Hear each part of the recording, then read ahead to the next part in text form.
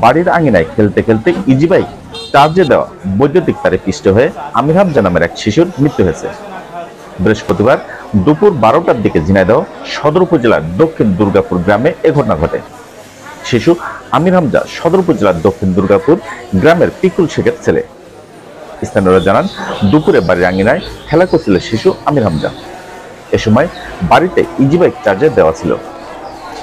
খেলা করার সময় ইজি বাইক চার্জে দেওয়া বৈদ্যুতিক তার স্পর্শ লেগে পড়ে যায়।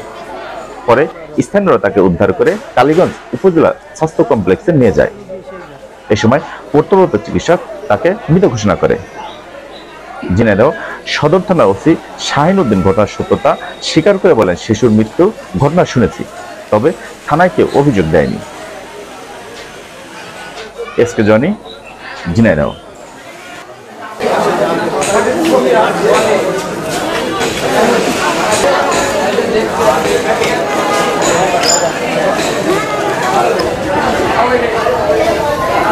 Let's go back to the last